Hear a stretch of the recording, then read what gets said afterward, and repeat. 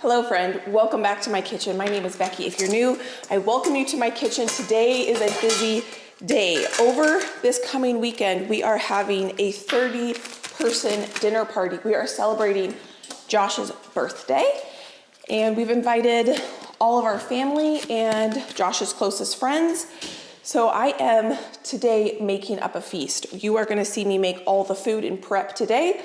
We are decorating the tables. I'm really excited. I've got some really fun, beautiful table decor things we're gonna be doing, and you're gonna see from start to finish this crazy big dinner party. So the first thing I'm gonna start with is the cheesecake. I'm preheating my oven to 350 degrees because we need to make the crust first. I've this morning prepped all my recipes. That's the only thing I've done to prepare for today, is get all my recipes organized. And we are making two desserts, two main dishes doubled. We are making two sides, a bread and a adult punch. And I think that's it. So that's plenty. Now the first thing I need to do is make the crust for the cheesecake. And this cheesecake recipe I am kind of making up. I'm using the crust recipe from one recipe, the cheesecake port from one recipe, and then I'm gonna make up the triple berry top. And so if this turns out, I will write it up, but I'm excited to try this. So I asked Josh, what do you want for your birthday dinner celebration? And he went ahead and gave me the menu. So that is what we're going with. We are going with what Josh wants for his birthday. And the first thing we are gonna do is blend up Biscoff cookies. So we are gonna make a triple berry Biscoff cookie cheesecake. The crust is going to be the Biscoff cookies. So I just have one package of cookies I'm gonna put in my food processor. And then I need to melt 6 tablespoons of butter. So I'm gonna go ahead and just dice this up just a little bit so that it melts a little bit better in the microwave.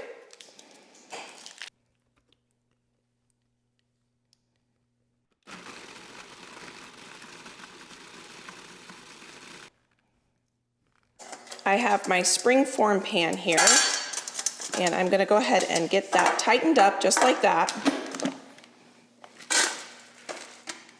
So what I like to do is kind of evenly distribute the cookie before I press it in. And then I'm gonna grab a measuring spoon, and I'm gonna use this to push the cookie crust down and up the side just a little bit. So I'm preheating the oven so we can actually bake this crust for about 8 minutes or so before we put the cheesecake filling in it.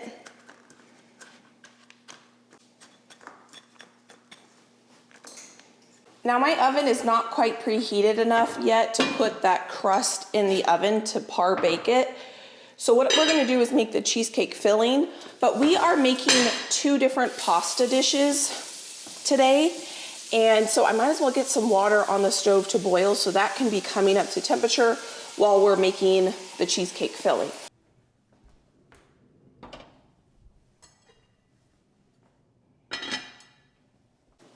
If you're wondering why these blocks of cream cheese were in the oven, it's because I forgot to take them out of the refrigerator and have them come up to room temperature. So what I have found is if I put cream cheese or butter in the oven with the light on while I'm getting ready for the day, it's usually perfectly room temperature by the time it's time to go ahead and do my baking project. So that's what I did. So now for the cheesecake filling portion, this is my favorite cheesecake filling. It's a very simple cheesecake filling, and it's light and fluffy. It's not as dense as most cheesecake fillings are, but it still gives you that, it's not light and fluffy like a cake. It's still dense like a cheesecake, but it's not as dense as most cheesecakes are. So in the mixer, we're gonna whip this up together very, very quickly. It only has a few ingredients. And you know what I think I'm gonna do before I even get this started is I'm gonna make the triple berry compote that's gonna go on the top, because that is going to take longer to cook down than it is gonna be to make the filling for the cheesecake.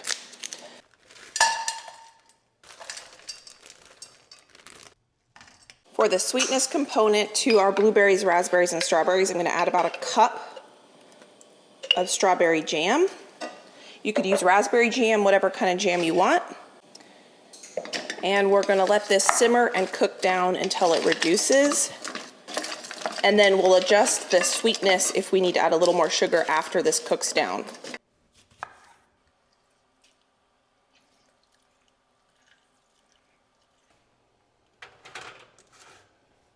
I'm gonna add a little bit of salt to this raspberry, blueberry, strawberry compote, just a little pinch. And then our water is boiling over here. I'm gonna add a good amount of salt here. Now we're making two different pastas. We're gonna make a baked ziti, but instead of ziti noodles, I'm gonna use rigatoni. And we're gonna make chicken tetrazzini. Those were Josh's requests. He thought it would be nice to have a white, kind of creamy, chickeny, mushroomy pasta along with a red sauce pasta so that there's different variations depending on what different people prefer. And so that is what we are doing today. So this pasta needs to cook for 13 to 15 minutes, but because this is a baked pasta and I'm prepping it before the day of the party, I'm probably only gonna cook it for about 10, and then we'll get this out of here and then we can use this water to cook our spaghetti for our chicken tetrazzini.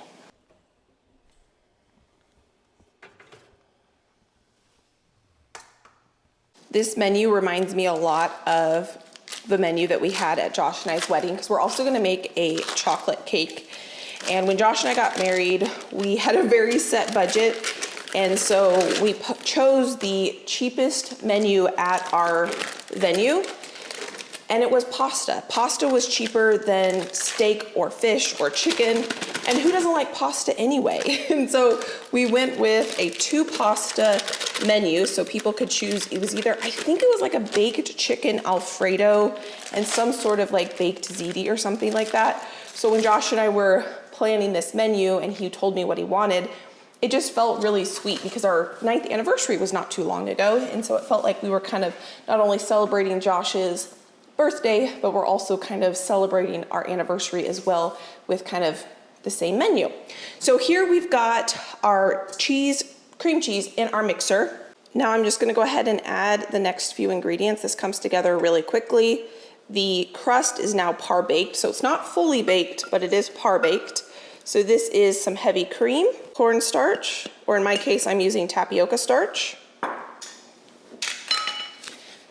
I'm going to use the last of my vanilla sugar that I made. I'm going to need to make more of this. Get those vanilla pods out of there. We need 1 2/3 cup sugar. This is a 1/3 cup measure here. Just add that. Plus 1 more cup. A good dousing of vanilla. 2 eggs. And we're gonna cream this together until it's really, really smooth. While that's creaming together, I'm gonna get our pasta out of our water because it's mostly cooked. I have a bowl in a colander so that I can empty this and I can keep this water really hot still.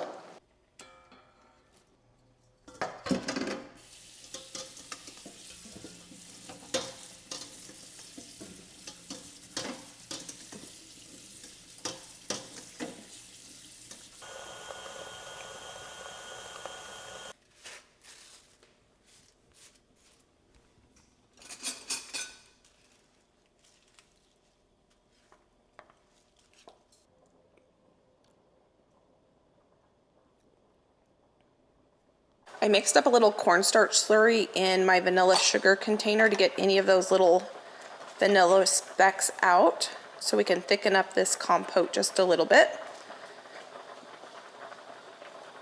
Yeah, that looks perfect. I'm gonna turn this off. I wanna get some water in my oven getting really hot because we're gonna cook our cheesecake in a bain-marie, which is basically hot water, a hot water bath. I think I put too much water in there. I'm gonna put a little less than I think I need and then I can always add more. This is my big roaster pan because my cheesecake springform pan fits in this. And I'm gonna get this in my 350-degree oven.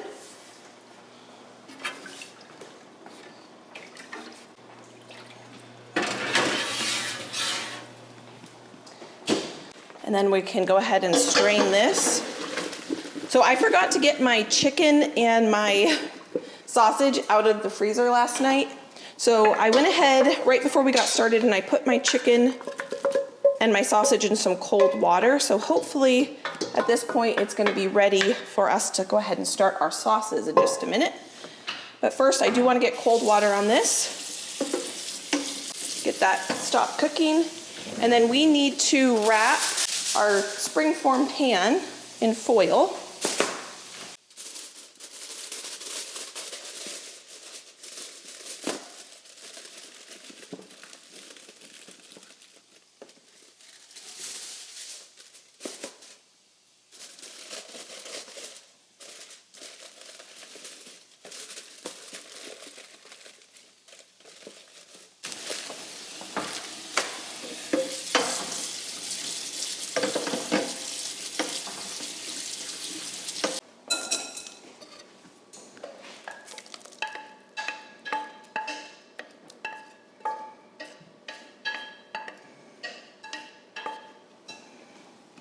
I just realized I forgot to add salt to this.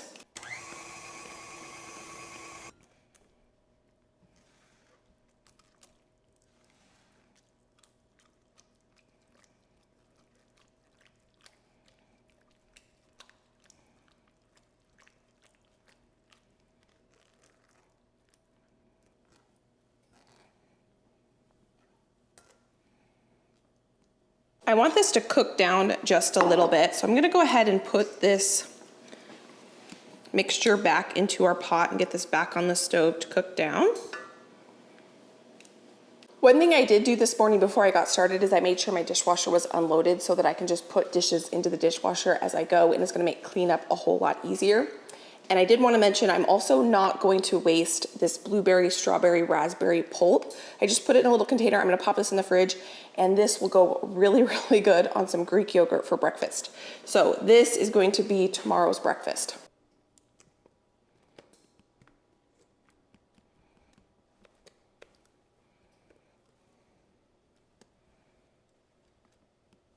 You can actually see the little black vanilla beans in here, which is really beautiful.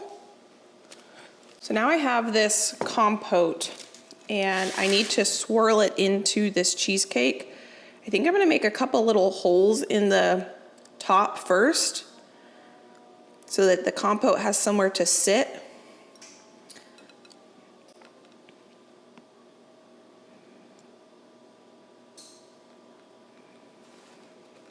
Now I'm gonna swirl it in, trying not to touch the bottom.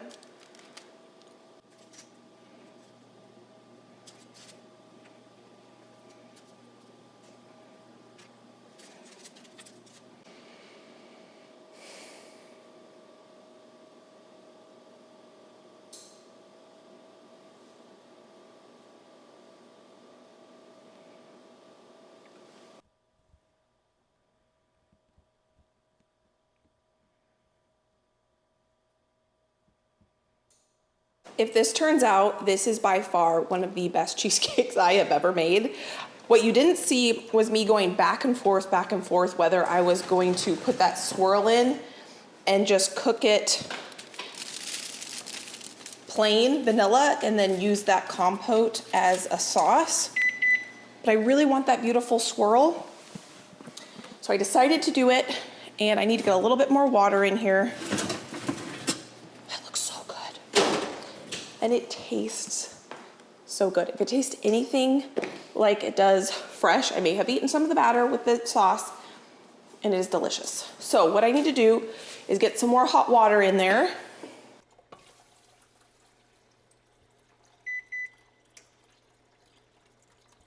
I think we're gonna call that good. The reason I went back and forth whether I was gonna put that swirl on the cheesecake is I was worried that the swirl was gonna burn before the inside of the cheesecake was fully cooked. So I'm going with my instinct here, which is to cover the cheesecake with foil.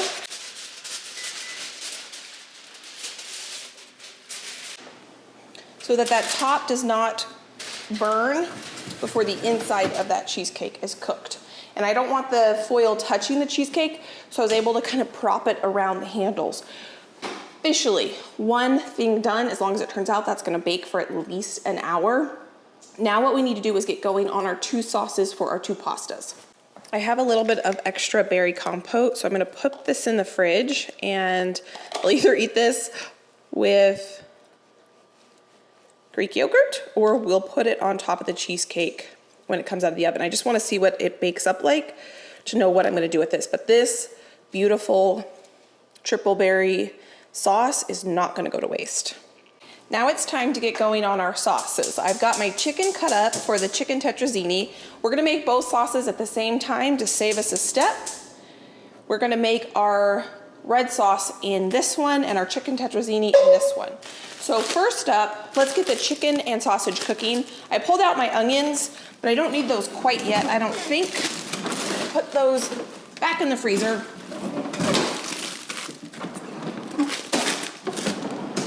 I'm gonna save myself a step and I'm not gonna chop onions. I'm gonna use my previous self's efforts, and we're gonna use the pre-chopped onions from last year's garden so that I don't have to peel and chop onions today. We've got enough cooking and things we're doing. We don't need to peel and chop onions for our 2 sauces today. So into this pot with a good amount of butter. You could use rotisserie chicken too if you wanted in this and skip this step. I did not really think that all the way through. I was at the store and I could have bought a rotisserie chicken, but I do have that chicken breast in my freezer, and so it doesn't hurt to use it. So that's what I'm gonna use. So now I've got 2 pounds of Italian sausage I'm gonna cook in this pan. I did not add any oil to the sausage. I figured that would probably have enough to it once it starts cooking down and rendering down.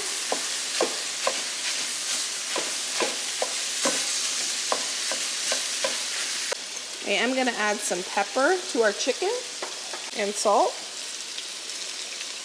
I just tried to stir this chicken and it has stuck to the bottom of the pan, and that is okay. What meat will do when you're using cast iron or enamel cast iron or stainless steel, something that's non-stick, is your protein a lot of times will stick to the pan until it's created that beautiful brown crust, and then it will release really easily. So I'm just gonna leave this, I'm not gonna touch it. Once it has seared at the bottom properly, it'll release from the bottom of the pan and I'll be able to stir it. So I want to get a good brown color on both my sausage and my chicken because that's gonna add flavor. Now that we've got our proteins cooking, I can go ahead and prep the mushrooms. I'm done with my KitchenAid mixer. So we still need to make the chocolate cake. And I'm not gonna use that KitchenAid mixer, and I'm actually not the one that's gonna be making the chocolate cake for Josh's birthday. Josh wants to make his own cake. So Josh is gonna join us in a little bit, and he wants to use my other mixer, the Bosch mixer, to make his chocolate cake. So that's gonna be really fun. Josh is a fantastic baker. He's made this cake 2 other times. This is my mom's chocolate cake recipe, and he's done a fantastic job. And when I asked him what he wanted for his birthday, he said he wanted this chocolate cake, and he said he kind of wanted to make it. So he's gonna be making his own chocolate cake. He's become quite the baker in our family. He's always had the desire to bake, but never had the time or the energy to. And just recently, as a creative outlet, he's been the cookie baker in our family, and he's been experimenting, making up his own cookie recipes, experimenting with chocolate, different types of chocolate chips, different types of fat in cookies. He made one the other night that it used butter and avocado oil, and the texture on that cookie, I've never made a cookie with oil in it before. I've always done all butter, was incredible. And then he's been playing around with the different ratio of sugar, white sugar to brown sugar. It's just been really fun. I just sit right here at the island and I watch him, and then I go around behind him and I kind of clean up around him as he does the baking, and it's a lot of fun. So he wants to make his chocolate cake today. So he's gonna make his chocolate cake today. I did wash these mushrooms. These were some of the dirtiest mushrooms I've ever bought before. I know that some people say you don't need to wash them, you just need to wipe them with a paper towel because they can absorb water, but I will cook these mushrooms down so much that if any excess water happened to absorb into the mushroom from the washing process, then that's okay because I'll just cook it out. But they needed to be scrubbed really well under some running water.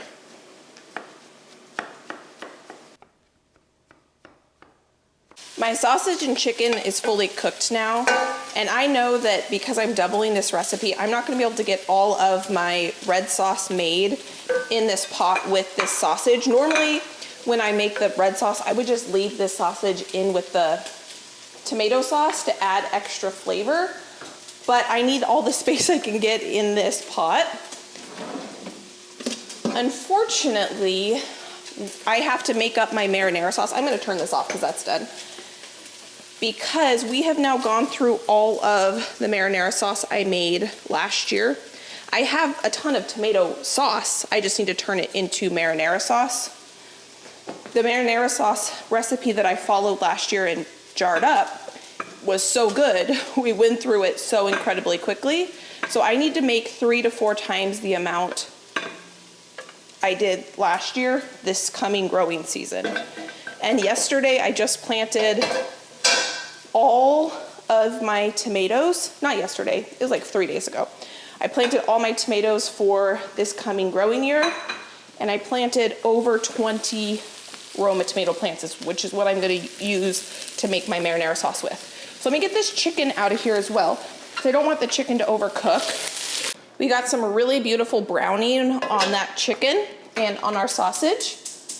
And there's definitely brown bits stuck to the bottom of this pan, but we'll release that using our mushrooms and onions. So I'm gonna turn both of these stoves back on. You can see all that browning on there. What I wanna do is get these mushrooms in there very quickly. They'll release some moisture and they'll pick up all those brown bits from the bottom of the pot. And this might look like a lot of mushrooms now, but it's gonna cook down to almost nothing.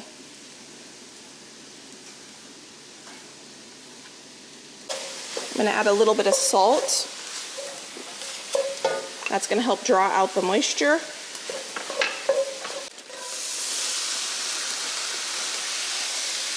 So here is where you can see the good browning we got on the chicken. That's what we want, and really good caramelization on this sausage. I love frozen onions because they come in such handy on days like today when I just saved myself probably, I don't know, 6 or 7 minutes chopping onions. And then over here you can see the mushrooms have released moisture, which has allowed me to scrape up any of those brown bits on the bottom of the pan. I'm gonna let this cook for a little bit, let some of this moisture evaporate, and then we'll add our onions to this Dutch oven as well. We know that not everyone in my family likes mushrooms, and that's why we decided that it would be good to have a second option, and so that's why we're having both. Chicken tetrazzini is one of Josh and I's favorite meals, and so I'm really glad that he picked it because I really enjoy eating it as well. But a crowd pleaser is always a baked ziti with a red sauce. I think everyone in my family would be more than happy to enjoy eating this one. Now that the mushrooms have browned up quite a bit, I'm gonna go ahead and add my frozen onions to this pot. And I don't think I'm gonna add all of them. Well, oops. I'm gonna go ahead and add all of them. They'll cook down to almost nothing. I just finished washing out my KitchenAid by hand because I've got some time while those sauces are gonna be cooking that I could make up whipped honey. So this is a lot of honey. It's a 12-pound, I think it's 1 gallon tub of honey, and it's completely crystallized. It's totally fine to eat, but it's hard to use because it's basically solid as a rock. And so what I have seen you can do with crystallized honey is instead of having to heat this up to a proper temperature, getting everything melted, and then hopefully it doesn't recrystallize, is you can whip this and you can turn this into whipped honey, which is very spreadable and pourable. And my sister-in-law is bringing a couple loaves of her sourdough. She's really good at making sourdough.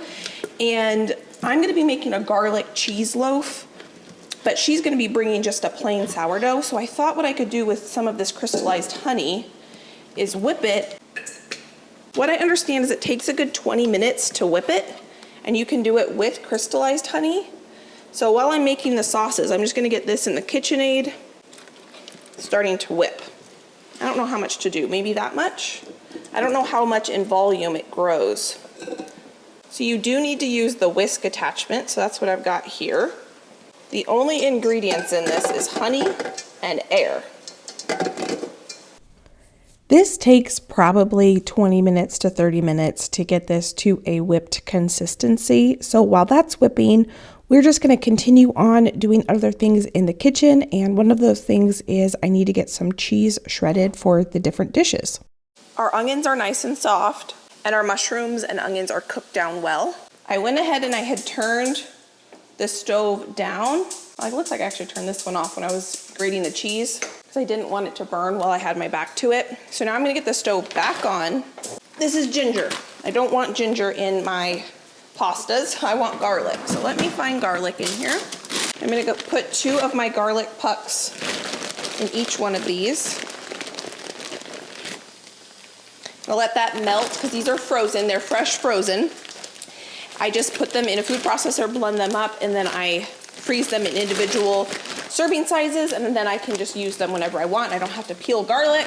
It's a perfect way to use my homegrown garlic when it comes out of the garden. I can peel it all at once, have it processed and ready to use. This is garlic that I got at the store though, because I had already used all my homegrown garlic.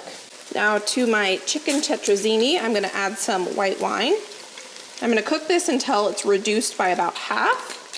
And in my marinara, I'm gonna add some red wine and cook that till it's reduced to about half. I'm just gonna finish that bottle in there. Now that we've added the garlic and the wine, now it's starting to smell incredible in here. The cheesecake is almost done. It probably would have done better in a 9-inch springform pan. I only have an 8-inch springform pan, so it's taking a little bit longer to bake, but we're just gonna go with it. I do need to add butter to the chicken tetrazzini because we need to make a roux. So my white wine is almost cooked down completely, and my red wine over here is almost cooked down completely. I need to run out into my garage freezer and grab some tomato paste to put in this marinara sauce. I need my butter to melt, so I'll be right back.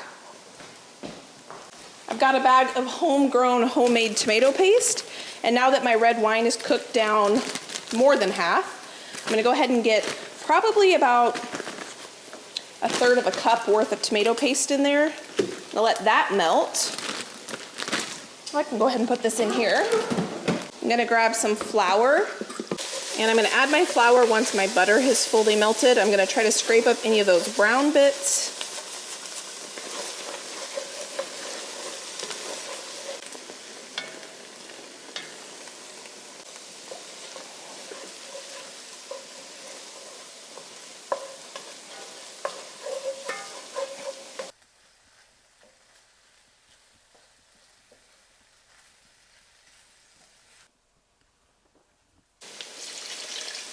This is chicken broth.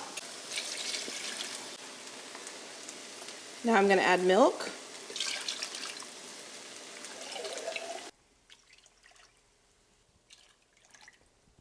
And now I'm gonna add some heavy cream. And we're gonna let this sauce thicken and come together. And this is our white sauce.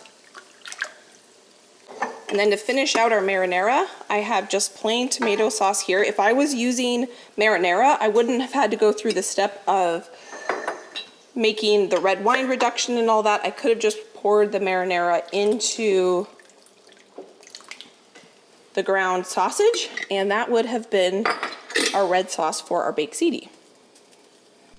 The white sauce needs to cook for quite a bit on the stove, and so does this red sauce. So while it's starting to simmer, I'm gonna add some different herbs. I added some roasted dried garlic, and we're just gonna let this simmer away. So this is not quite finished. There's still some chunks in there, but I want to give my KitchenAid a little bit of a break. So we're going to go ahead and make our salad while we wait for our sauce to finish thickening up. While I'm waiting for the sauces to thicken up, this is the perfect time to get going on just assembling the salad. I'm obviously not going to dress the salad because it is a little too early, but we can get it in our serving bowl and we can make our salad dressing. So there are 30 people coming. 6 of those are kids, so 22 adults eating salad. And this is one of the 2 veggie sides we're gonna have. And And while I'm looking through here, this is already pre-washed lettuce. I'm just gonna make sure I don't see any sad little wilty pieces. So that looks pretty good. So the salad that we're making is one that Josh and I used to get at a local restaurant that sadly no longer exists. So the salad was spring mix with feta cheese. So I'm just gonna put my feta cheese here. Candied walnuts. These are some candied walnuts that I did a while back, and I just store them in my freezer so that I can have them ready to go whenever I need them. And quick pickled onions. And I made these the other day as well. And I'm just gonna get these right in here. And then we're gonna go ahead and make our salad dressing in here, and we can get it in here as well. And then everything is ready to go. All we have to do is sprinkle all the ingredients on top and serve. This is a shallot. I'm gonna go ahead and grate finely. Probably gonna grate about half the shallot. And we're gonna make a balsamic vinaigrette dressing. Now I'm gonna add a little bit of our whipped honey, probably about a tablespoon or two. Some Dijon mustard, salt, good amount of black pepper. And I like to do about 1 part vinegar to 2 parts olive oil. And when you're making your own salad dressing, you do want to try to do a good olive oil in your salad dressings because you want to be able to taste that really yummy olive oil flavor.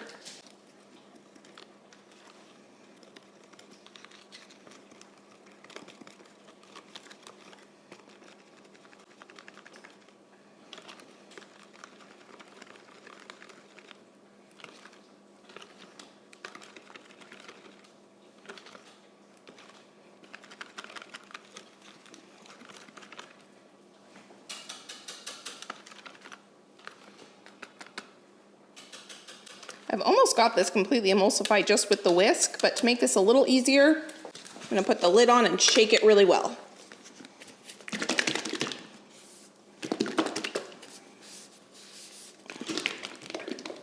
I'm gonna go ahead and cover this with some plastic wrap, and one of our sides is completely done.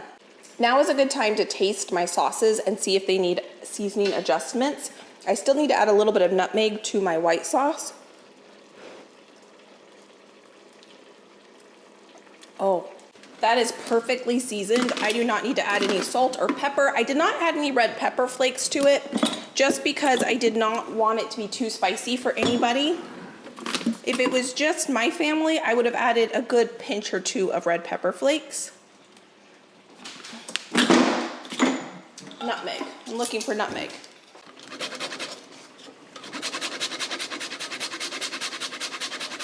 I'm gonna put probably about half of this nutmeg in this white sauce. Stir that in. I did add a little extra black pepper to this. Now I'm gonna give this a try. That needs a little bit more salt and pepper. To this big bowl of pasta, we're gonna add in our cooked sausage and our piping hot marinara.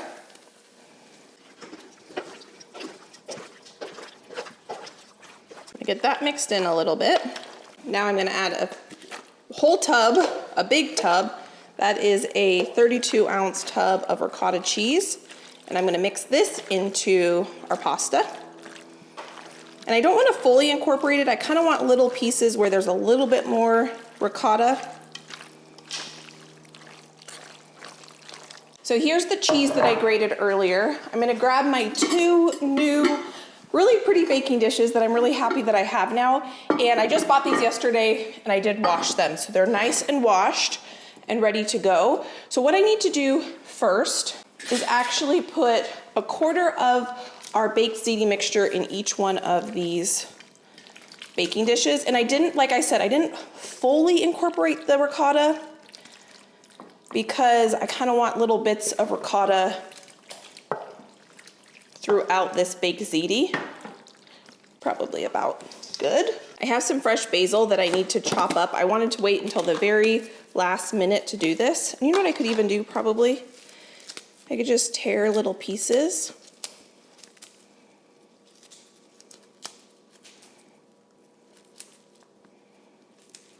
Oh my goodness, it smells so good.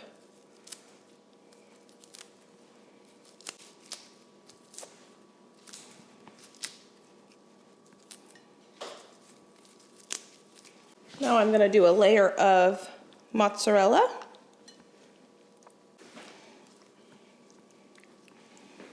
Some Parmesan.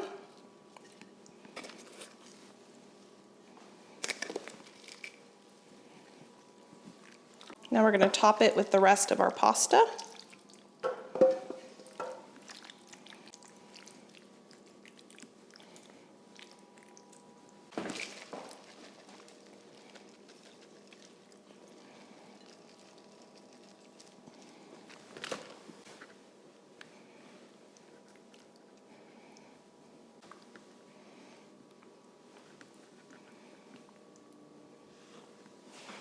I'm gonna go ahead and just use all the cheese that I grated. So Josh is ready to come in here in about 10 minutes, so the timing on this is gonna be perfect. I'm gonna be able to get these two baked ziti's dished up, and then we will be able to clean the kitchen a little bit, get it all ready, reset, and then Josh can come in and make a chocolate cake. So here I've got my pasta. And it didn't stick too much together because I put a little bit of avocado spray on there. I'm gonna put my chicken in there. And now I'm gonna go ahead and pour my beautiful, okay, that is going to overflow. I just rinsed out the big bowl that I used for the baked ziti. I'm gonna have to stir this in a little bit before we can put the rest of that beautiful sauce in here.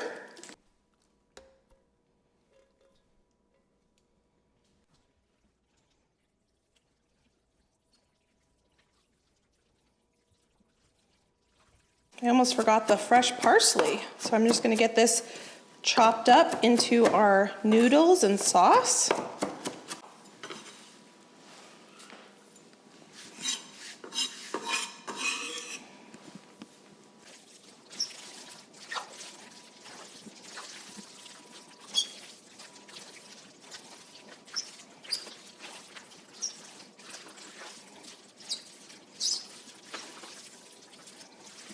So now for the best part. I have some breadcrumbs here that I toasted in some butter and has some lemon zest in it. So we're gonna get those on here. I made this for a different pasta recipe, but I had a few extra and I thought this, ooh, I can smell the lemon zest on top of this would be perfect. So we got that on there. And now we're gonna top the whole thing with Parmesan cheese. Both this recipe and the baked ziti are still pretty warm. And so what I want to do is I want to let them cool down a little bit, and then I'm going to cover them in foil and pop them in the fridge, and then the main dishes for our party are done. I'm going to get this whipped honey into a mason jar, put a lid on it, and now that is ready to use. And that is a great way to make crystallized honey workable again. Now we checked so many things off of our list, and it felt great to be able to do it on this day. Now this cheesecake, friend, let me tell you, it was incredible. It turned out so good. It would have probably been better in a 9-inch springform pan because it did almost boil over in the oven, but it worked out fine. A little bit of the crust didn't want to come out, but that just was a little snack for me. I'm going to cover this and pop this in the fridge. I got the kitchen kind of put back together. I've got the dishwasher going. I preheated the oven because we are going to go ahead and bake this cake. Josh has all his mise en place out. We've got some water boiling because this cake has boiling water in it, which is a little bit odd, but this cake is delicious. This is my mom's chocolate cake, and he is going to be using the Bosch. All right, so I'm no expert, but I've got my mise en place here. We're gonna start by whipping some cream. We're gonna start by creaming some butter and brown sugar together.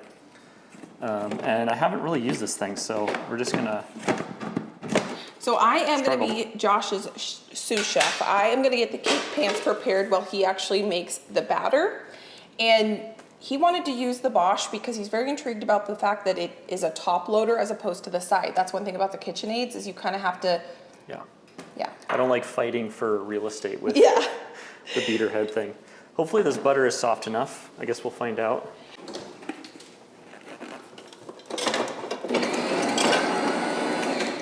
Seems maybe soft enough. Hopefully I didn't ruin it by doing it on its own.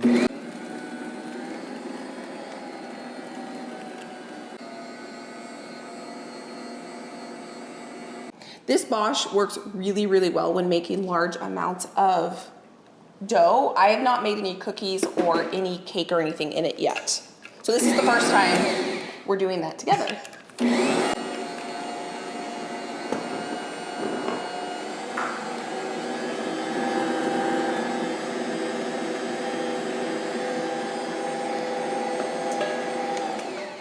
So it looks light and fluffy at this point. Would Yeah, you that agree? looks great. Okay. Looks fantastic. So the next thing I'm going to do is add eggs one at a time while it's beating.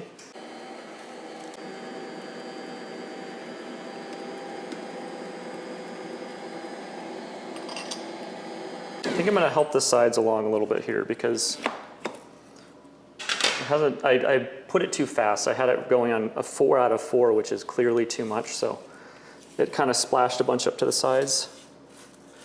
So hopefully this will allow it to incorporate all of it. All right, I'm just gonna keep going, I guess. I need vanilla. Okay. So I need 2 teaspoons of that. Josh has the perfect personality to be the baker in the family because he is much more precise. I am more fly by the seat of my pants, a little bit of this, a little bit of that. And so I like cooking better than baking, and he likes baking better than cooking because you're supposed to follow the recipe. Although I did just definitely do more than 2 teaspoons on accident, but That'll be okay. hopefully that's okay. It'll be just fine. Okay, we'll beat in the vanilla. All right, in another bowl, whisk flour, cocoa, and baking soda, and salt. Okay, I didn't, Do you want to use my whisk? I guess this would work, right? Yeah, that would be perfect. I got this. Oh my, what is this? I don't think For I the have flour? it. Yeah, it's for the flour and cocoa. And Oh, because this is maybe chunky or something? well, you can see in the cocoa powder how there's little like chunks. yeah. So instead of having to use like a sieve. Well, great, that's convenient. Oh, I do need that. Oh. I don't have it memorized. So usually what you do is you just set your whisk in a bowl and then you pour your ingredients in. So Josh already pre-measured. Should I put the flour in first? It doesn't matter. Okay, well, I'm gonna process some of this real quick. Okay. Okay. This should be satisfying.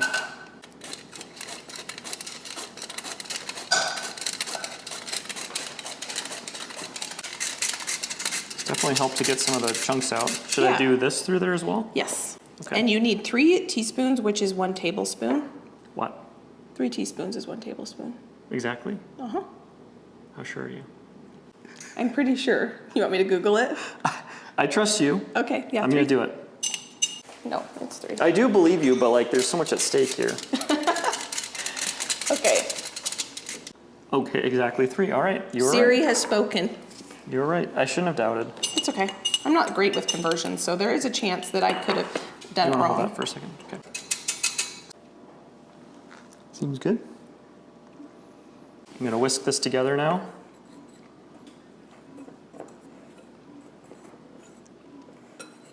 Maybe I should have gotten a larger bowl, but this seems like it's working. Looks really That's good. probably good, right? Yeah. The more I whisk, the more I lose, so probably just That's probably fine. call it good. So I need to add 1 1/3 cups of sour cream. So I've got the 1/3 cups here. I'll just do 4 of them. And we're alternating between this mixture and the sour cream. So I'm gonna do, should probably just have it mixing. Okay, closer to you. It's like I like you or something. That's 2. That's 2. Definitely know what I'm gonna do. Oh yeah. I'm gonna use this the way Good it's idea. intended to be used. You ready? This is 3. It's interesting. It kind of changed the sound it was making. I need, it's getting more bogged down with materials. It's true. Still a little dusty. Yeah, it is a little dusty. Woof. It probably would be if you were doing it in KitchenAid too. The air tastes great. So last one, right? That's 4. Yeah, this is 4. Starting to look pretty good. Now we're gonna add 1 1/3 cups of boiling water, and this is a little weird, but we're just gonna commit to it. Do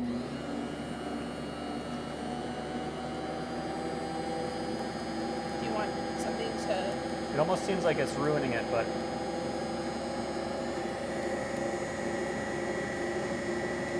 Boy, it feels like it's ruined. But eventually it will come around. That looks really good, Josh. Smells really good. All right, I think that's it then. I was gonna say I don't have a bowl to put that in. We'll just do one of these maneuvers. Soup. Quick. I did fling some, but It's okay. That looks great. I'll get you a clean spatula. is this going to be too much, do you think? Does it look good? I think it'll be okay. We'll just have to bake them longer. So the recipe says if we bake these in 3 rounds, they need to bake for 30 to 35 minutes, but because they're gonna be thicker, they'll probably take closer to 40, but we'll set a timer for 32 probably, and then just check them at that point. Perfect. Now today is Thursday, the party is on Saturday, so we are not going to be frosting those cakes until tomorrow. So what I'm gonna do is I'll pull them out of the oven when they're done cooking, let them cool completely, wrap them in saran wrap, and I'll pop them in the fridge or freezer. I haven't fully decided, but I think what we're gonna do is tomorrow sometime we'll pull them out and we'll make the frosting and we will put the ganache on. And all the food prep that I'm gonna do today is done. I do need to start my no-knead loaves tomorrow, and I'm gonna do some deep cleaning in the house tomorrow. And we need to set all the tables tomorrow. I bought some fun little things to decorate the tables with, which I'm really excited about. And so I think I'm gonna do that tomorrow night. So I think for today, we're all done in the kitchen. So Josh and I will just finish tidying up and cleaning up in here. And then we are getting new flooring in the seed room. So we need to go out into the grow room actually and move all the stuff out of there so that tomorrow we can get new flooring in there. So thank you, Josh, for helping me bake the cake. Yeah, happy to. And I will see you back tomorrow. It is the day before the party, and I am gonna go ahead and decorate the cake right now. So the first thing we're gonna do is make the frosting for the middle layer of the cake and the ganache that's gonna be poured over the top. I have 2 cups of cream in this pot, and I'm gonna turn this on low and I'm gonna slowly heat this up to make the ganache. At its most basic, a ganache is just chocolate and cream. So that's what we're gonna make today. And this is gonna be the outside portion of this chocolate cake. So I need 1 pound or 16 ounces of semi-sweet dark chocolate. You can make a ganache with white chocolate, dark chocolate, semi-sweet chocolate, milk chocolate, whatever kind of chocolate you want. But we're gonna do semi-sweet because we want the chocolate to kind of balance out the sweetness of the frosting we're gonna make too. So my mom's recipe frosts the entire cake. So there's frosting in the layers and there's frosting on the outside. We're only gonna put the frosting on the middle layer. So I'm actually gonna cut the frosting recipe in half, and I need to weigh out my chocolate. So I need 1.5 ounces of semi-sweet chocolate and 1.5 ounces of bittersweet chocolate. So today's the day before the party, and what I'm gonna do today is get the chocolate cake made. We're going to put together the salad, and then we're gonna run into town and grab the flowers. We're gonna make the bouquets or centerpieces for the table decor. And then we're gonna come back, and at the end of the night, I'm gonna start some bread for, oh, this chocolate actually has right on it. Each one of these little blocks is 1/4 ounce. So that's 1.5 right here. That makes it easy. We're gonna make our no-knead bread, which we'll end up baking tomorrow. So we've got some stuff we need to do, but thankfully we don't have to do everything today. And we only are really gonna focus tomorrow on setting the tables and enjoying the party. Now, we do need to borrow a table and some chairs from my sister. So today, Josh is gonna go to my sister's house, and he's gonna pick up 1 extra table and a few extra chairs, because we have almost everything we need, but not quite everything. So to this chocolate for the frosting, I'm gonna melt with that 1/4 cup of butter. So this is just gonna melt in the microwave. Our chocolate and butter have melted together. So now in here, I'm gonna go ahead and measure out my powdered sugar. And I'm gonna put it into my mixer first with the whisk attachment so that it can break up any clumps. And again, I'm cutting this recipe in half.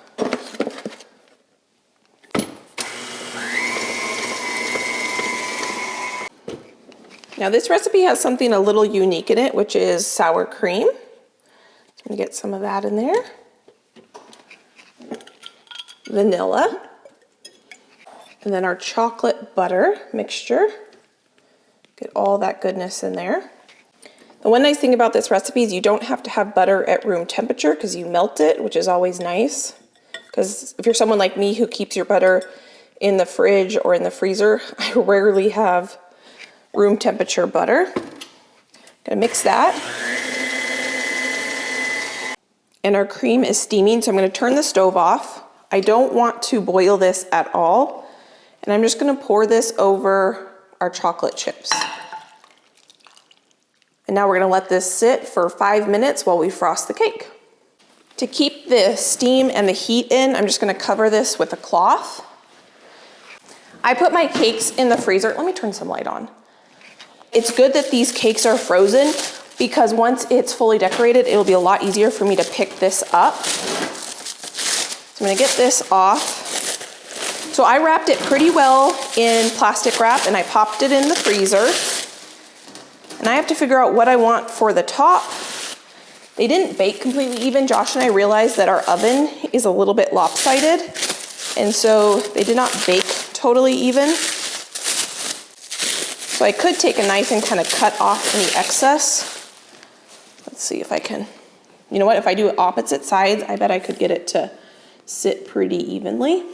There we go. Okay, that's the way I'm gonna have it on there. So all we have to do for the middle frosting is put it on. I'm gonna use my offset spatula. I'm gonna put this just like that. I wanna make sure I get all the plastic wrap off because I don't want anybody to cut into that. So we've got our frosting here. The reason I'm not doing this on my cake stand right now is because we have to pour the ganache on it. You can also use the frosting in the middle to help level your cake.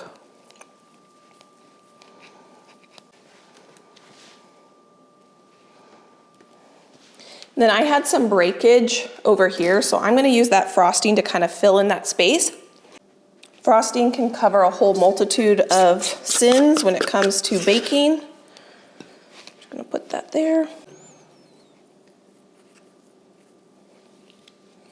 I'm gonna go around the entire cake filling in this seam so the ganache lays on it flat.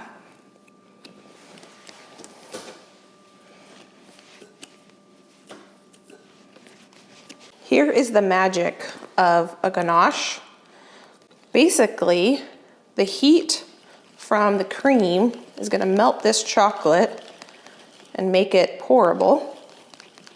And this is how you make truffles too. So just changing the ratio of chocolate to cream will determine whether your ganache will be pourable or thick. I want it a little bit thick, but I also want it pourable. I'm not looking to put air bubbles in it. There we have our ganache. I'm actually gonna let this sit just a little bit to cool down so it's not quite this runny, I think. I haven't done this in a very long time. You could take this right here and pop this in the fridge, and this is basically what truffles are. You would maybe add a little bit of vanilla or some espresso powder, and you have yourself truffles, chocolate truffles. Put them in the fridge, let them harden for a little bit, take them out, roll them into balls, and you've got yourself chocolate truffles. So I've got my cake over my sink. I've got a cookie sheet. I want this level, so I want to make sure that I have it on here. I guess I don't need to do this over my sink if I have it over a cookie sheet, so I can bring it back over here. So when pouring ganache, you want to start on the inside.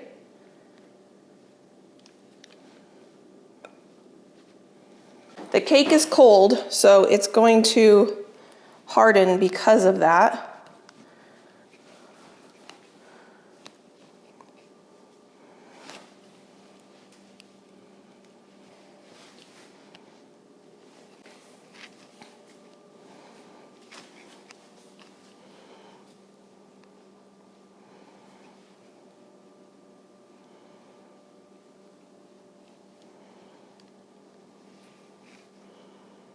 The fact that our cake is hard and frozen is going to make it easier for me to transfer it to our cake pan. Because This is not going to be soft and want to break on me.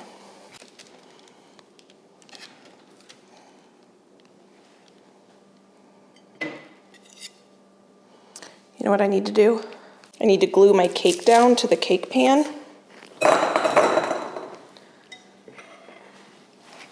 So I'm going to pick up some of this ganache.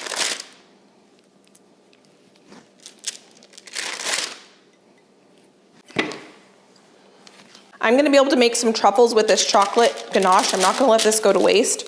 So I've got a little container here. I'm just going to put this chocolate into this container and pop this in the fridge. So there's our cake. I'm going to let it cool, or not cool, but kind of firm up, and then I'll clean the edges a little bit. And when I go to the store today to buy the flowers, I might buy a couple fresh strawberries to put on the top to decorate. So now I've got these beautiful tomatoes. We're gonna make a tomato mozzarella salad, and I did not wash these yesterday, and I figured now would be a good time to go ahead and get these washed, get them prepped. I'm not gonna mix them with the mozzarella yet, I don't think, but I can at least get these washed. There was holes in this container, so I could just wash them right in here. And then I can just put these tomatoes right into this bowl with this towel. This is the bowl I'm gonna serve the tomatoes in, but I wanna dry them off a little bit, so that's why I just put this towel in here.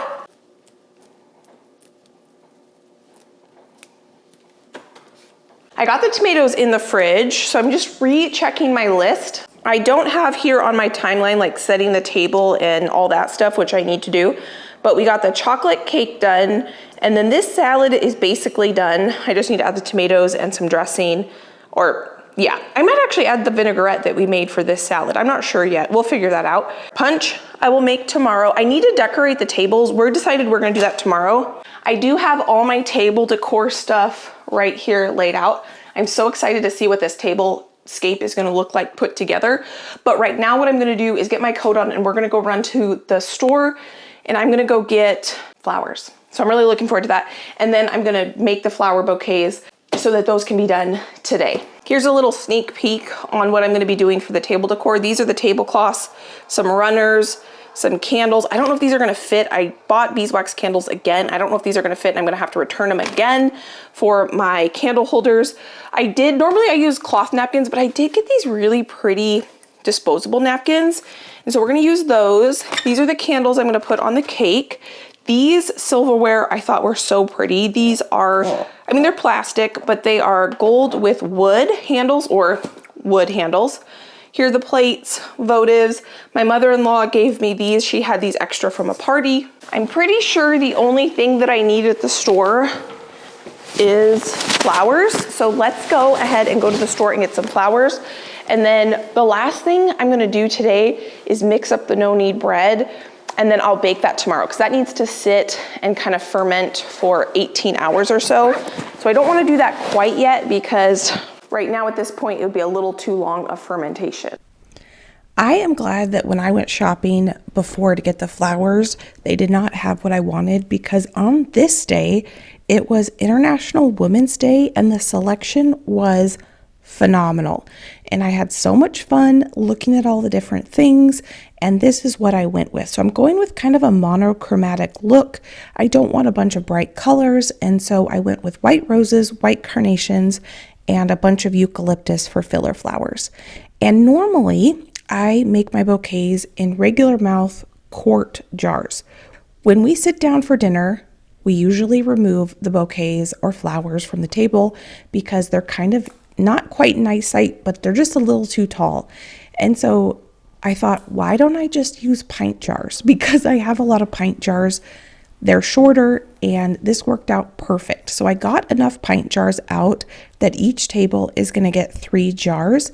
And I think I'm probably going to end up doing this more in the future, just because it makes more sense that you don't have to remove the flowers from the table when you're sitting down to eat. And especially for this party, because we're going to have 4 tables, I didn't want my guests to have to worry about either the flowers being in their eyesight or needing to find a new place for the flowers when they were eating.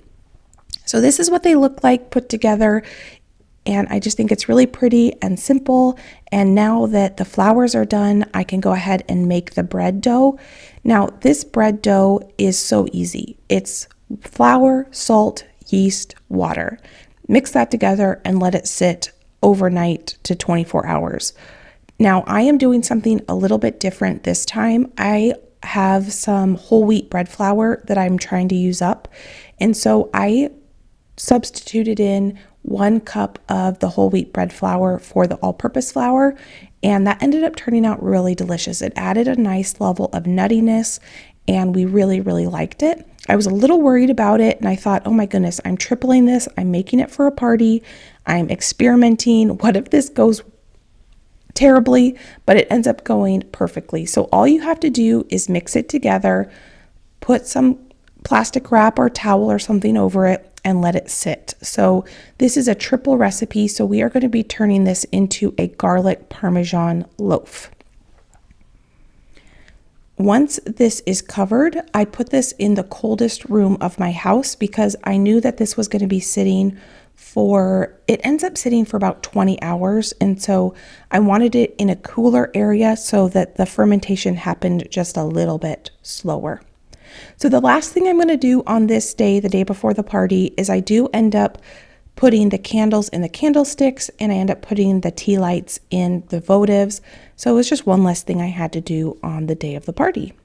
So this is my little prep station all ready to go for getting the table set tomorrow. So now it is the day of the party. It is Saturday, and I'm going to go ahead and get these loaves shaped. I've got my dough here. It's been sitting and fermenting, and it is ready to be shaped. I was a bit nervous about this because I am doing something I've never done before. And again, I'm doing this for a bunch of people. So I had a little bit of adrenaline going, worrying that this might not turn out, but friend, it ends up turning out absolutely perfectly. The first thing I did was divide my dough in thirds because this was a triple recipe, and I'm going to flatten this out a little bit. Now, what inspired me to do this is I watch, sourdough making videos, and a lot of people put a bunch of mix-ins in their sourdough. My sister is one of those people. She makes all these fancy sourdoughs for gifting to my brother or family members for different things when we have different parties. She's always adding like jalapenos and cheddar cheese or blueberries and cinnamon and making these really delicious sourdough loaves. Well, I don't do sourdough, but I know how to make this rustic loaf of yeasted bread. And so I thought I could do that same technique where you flatten out your dough and then you put your mix-ins and then you kind of roll it all together and then you bake it in a loaf shape just like you normally would. So that is what I'm trying here. So I kind of rolled it into a rectangle, and then I added my roasted garlic, Parmesan cheese. I folded it in thirds like a letter, and then I'm going to add a little bit more garlic, a little bit more cheese, and then I'm going to roll it up and shape it in a loaf shape. And that is going to then proof for, about 30 minutes or so before we bake it. And I went back and forth if I should do all 3 of these loaves this flavor or if I should leave some plain. But my sister-in-law is bringing 2 loaves of just plain sourdough. And so I do end up making all 3 of these loaves with the garlic parmesan, and they turn out so incredible. I am so excited that I finally tried this technique because now my wheels are turning with all the different flavors I could make this bread into. Once I got the first loaf done, I just repeated the exact same process for the next 3 loaves where I stretched it out into a rectangle, put in the mix-ins, and then I'm putting the round loaves into a bowl to finish proofing. And in the meantime, the first thing I did was preheat my oven and my Dutch oven. I only have 1 Dutch oven that I can cook these in, and so I will just get them all the loaves ready, cook one of the loaves for 30 minutes covered in the hot Dutch oven, and then take it out and remove the lid, put it back in the oven, and let it finish cooking for about 10-15 minutes.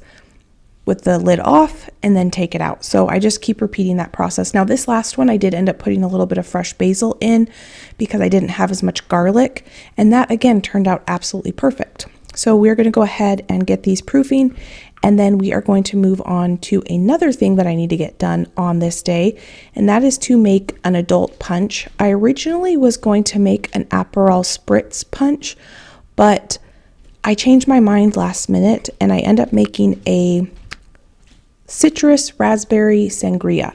So I have fresh raspberries in the bottom of my pitcher.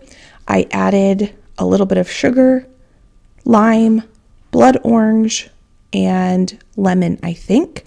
And then I kind of mixed all that together. I put the lemon and lime slices and orange slices in there. And this just turns out absolutely beautiful. The reason I changed my mind is I don't know what Aperol tastes like. I just found a recipe. This is the blood orange and it's so pretty. It was going to be a blood orange Aperol Spritz. So let me know if you guys like that. And I wasn't sure what that was going to taste like. And then I had all the ingredients to make this. So I end up making this instead. So now I'm adding a bottle of Pinot Grigio, and then it called for a little bit of triple sec. And then you topped the whole thing off with ginger beer, and it was absolutely delicious and absolutely beautiful. It probably was a little bit more summery than this whole entire party theme was, but I have no regrets. It was beautiful and just enough for everyone to have a little taste.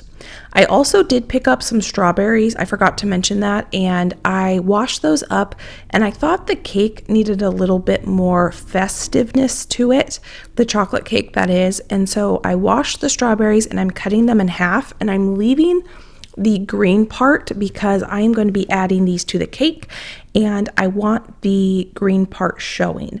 So I am just going to push the strawberries pointy side up with the base of the strawberry down, and I really think this kind of brings the cake to the next level.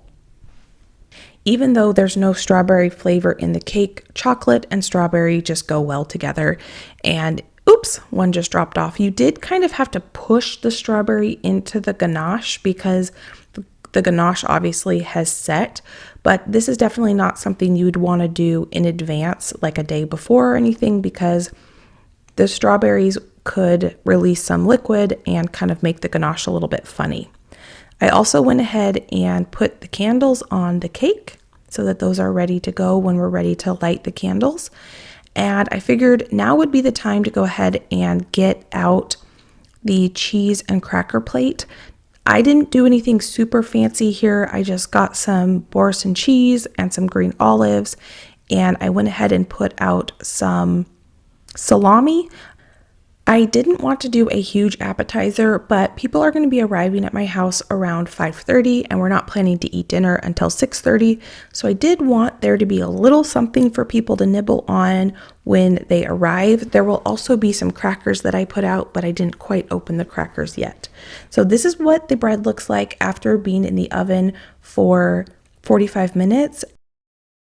I just took out the last loaf of bread, and let me show you how beautiful the one with the basil turned out. Look at that. I wasn't sure if the basil was gonna burn, but I think it cooked up beautifully. I am so excited to cut into these. It looks like we lost one garlic, but that's totally fine. So what I did when this was baking is I went ahead and I kind of counted out how many plates and silverware I need for each table. It's 3 o'clock right now, so I took out the pastas because they are so refrigerator cold that I want them to come up a little bit to room temperature before I put them in the oven, so they don't take quite so long to cook and the bottom doesn't kind of burn before it's cooked all the way through and bubbly. So I also went ahead and counted out all the chargers I need, the napkins. I divided up the candlesticks and the cups. I was waiting for Josh to run to my sister's house to grab one more table. I have 3 tables, so we're gonna have 2 tables in here, and then we are gonna have 2 tables in here. I have them tucked up against the wall because I'm gonna set them, but we're not gonna put chairs around them until we're closer to eating because they will then be in the middle of the room, and people are getting here at 5:30. And so there's gonna be an hour between when people arrive and when we're planning to serve dinner. So we're just gonna have them tucked, and then when it's time for dinner, we'll move them away from the wall and everyone will grab a chair. I'm gonna take those chairs and open them just so that they're not, teetering against the wall and that could fall over. So this is what I've been looking forward to is I really want to get these tables set because I think they're going to turn out absolutely beautifully. One thing I did do is I did confirm with everybody, and a few people aren't able to make it. We actually have 6 people that can't make it. And so that actually means that we need 1 less table. We were gonna have 5 tables and now we only need 4. So I'm just gonna take these chargers and votives and candles to each table. What I probably should have done to all these tables before putting the plates on them is put this runner down. I haven't even seen to see if this runner fits. It's probably best if it's too long because then I can kind of bunch it up. I'm sure there's a rule on how this is supposed to go, like a standard. I don't know what that is, so I'm just going to make it look as pretty as I can. Like, is it supposed to go off the table? Or should the runner be above? I don't know.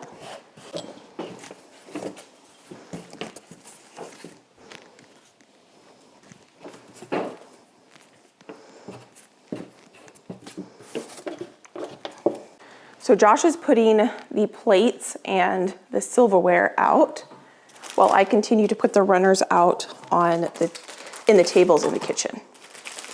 That's looking pretty. What do you think, Boo? Looks nice. Awesome. It's like a flowing river. And then the napkins are right there. I haven't decided yet if we should do the napkin like that, because these are designed so you can tuck the silverware in here.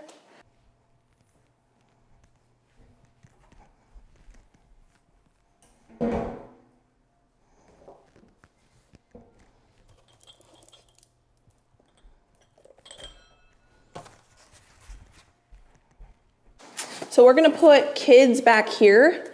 So we're gonna put a few more plates here because it's a bench. So they'll be able to fit a little bit better here. And this table is bigger than the folding tables.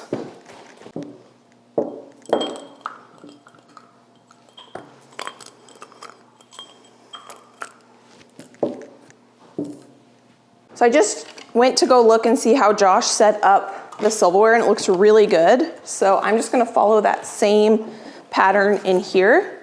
And the goal is to put the napkin in the middle because we're not gonna put the spoons out because we don't need spoons because there's nothing that's gonna need a spoon.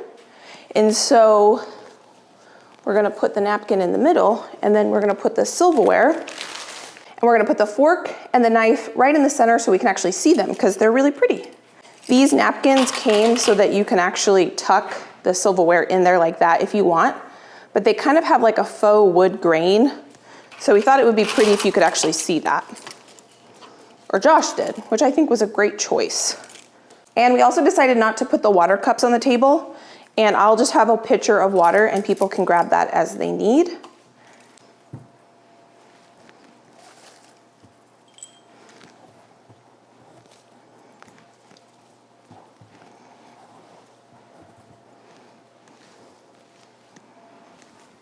Once I put the flowers on, I thought it was looking a little too cluttered. So I went ahead and the only candles I'm gonna have on the table are these kind of like amber ones. I'll find somewhere else to put those other candles.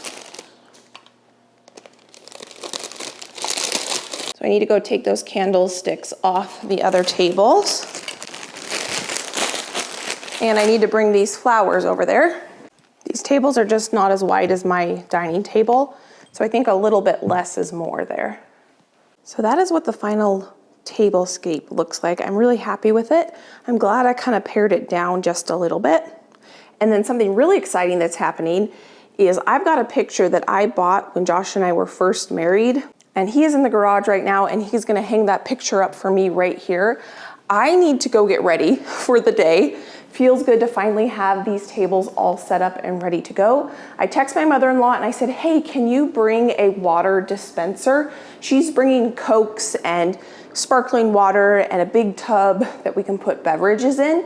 And so I went ahead and said, hey, can you also bring your water dispenser? Because we are going to keep the water and the cups and beverages all right here. I did have one extra little flower bouquet. I'm trying to decide if I'm gonna have it on here with all the food or if I'm gonna put this in the powder bathroom. And then I've got a couple extra little votives. So I'm just gonna sprinkle little votives around the house.